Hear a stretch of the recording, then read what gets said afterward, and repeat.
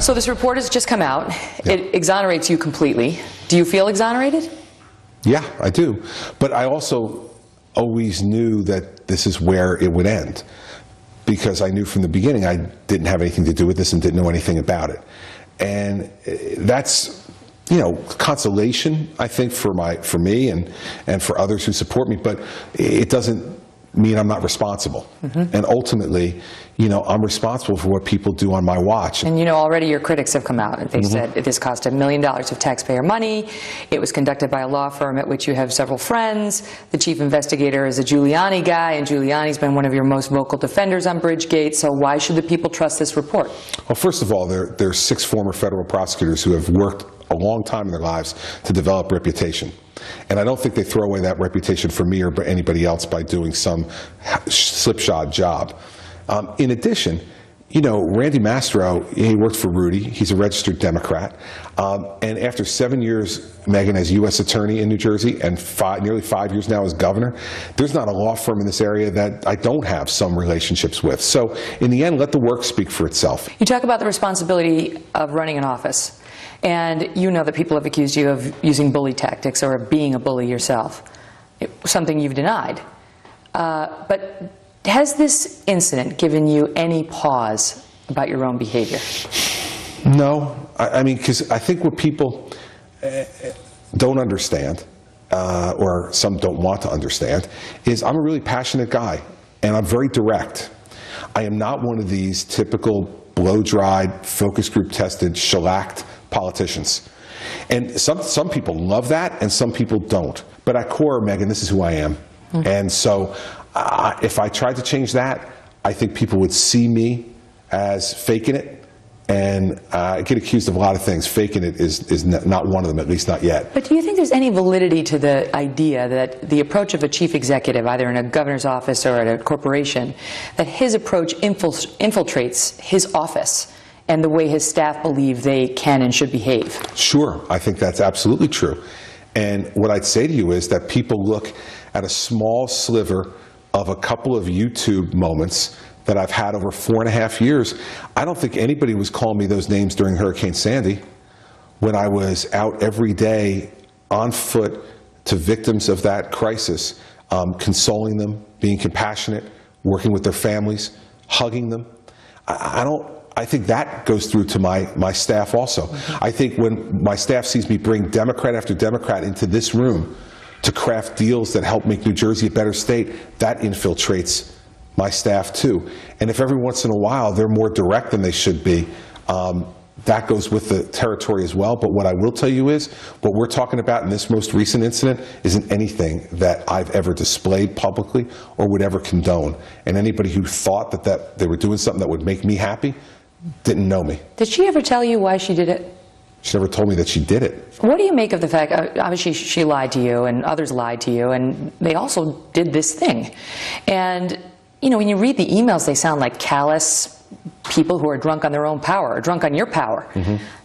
Why should the American people trust that you are a good judge of the people you should surround yourself with as public servants?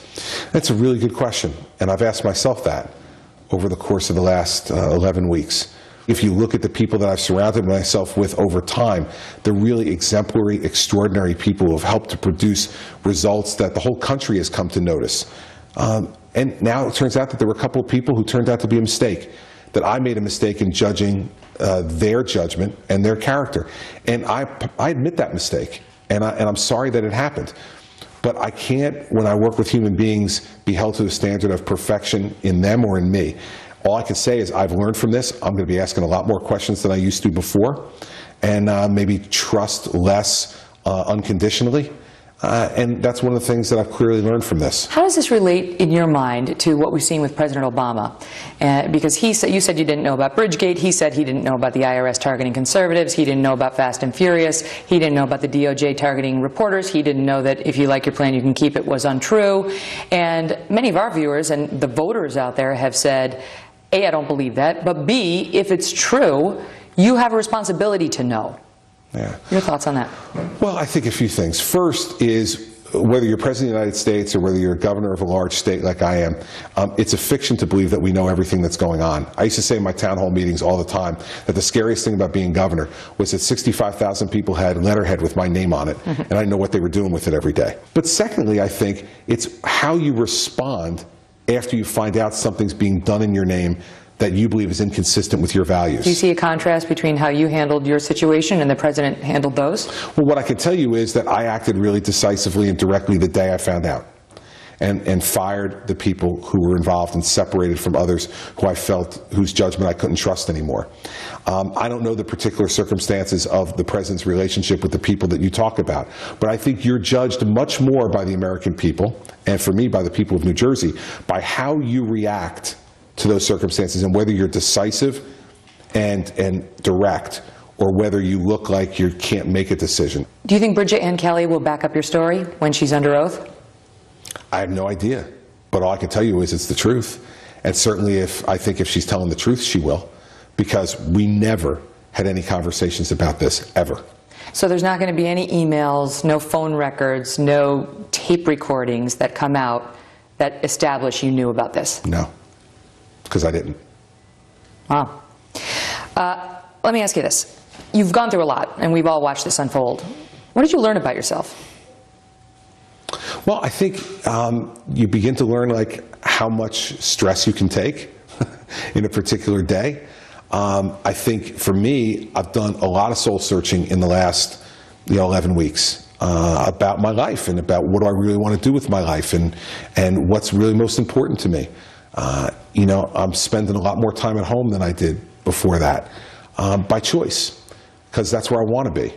And I kind of put things, I think, into a little bit better priority order in the last 11 weeks. Does that affect your willingness or your considerations about running for president? If you want to spend more time at home, it's not really consistent with going out on the road and running.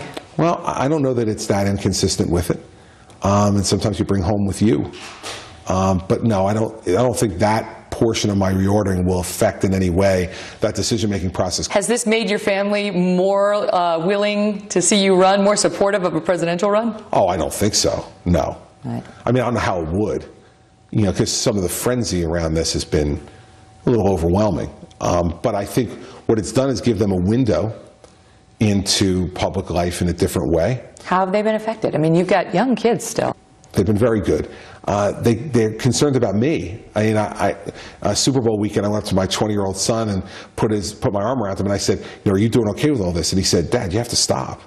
This is not the time where you're supposed to worry about us. This is the time we're supposed to worry about you. Your one son came to you and said, did you do it? Yeah. What was that like? That was really hard. It was really hard. And I said, of course I didn't.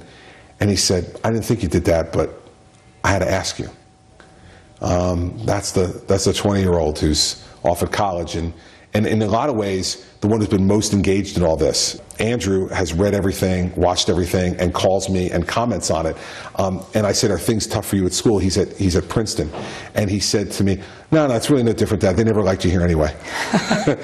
So it's really no different for me. There's been so much media coverage, and I wonder, because prior to this, you were a bit of a darling of the mainstream media, for a Republican anyway. Mm-hmm.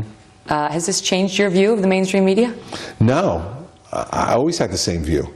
I mean, I always said to people that when I had a good day in the mainstream media, it wasn't real. And when I had a bad day in the mainstream media, it wasn't real. I mean, I understand that you can be the flavor of the month sometimes in a good way and the flavor of the month sometimes in a bad way. But I've always said to the folks in my party, we don't get anywhere complaining about it either. Mm-hmm. We need to just do our jobs. Well, what did you think of the constant 24/7 media coverage of your scandal as a, yes, would-be presidential candidate, but sitting governor of New Jersey? Yeah, well, listen, I think Jon Stewart said one night, I didn't realize he was President of the United States of New Jersey.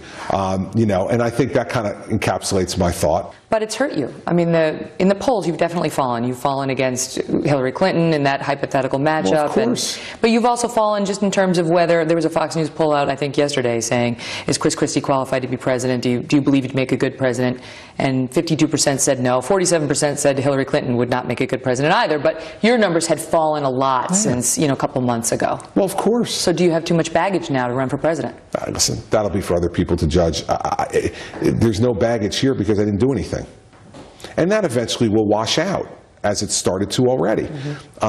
Because what the American people and the people in New Jersey really care about is, did you do it? And when they find out you didn't, I think what you're going to find is that they'll just say, okay. And that is not all we talked about.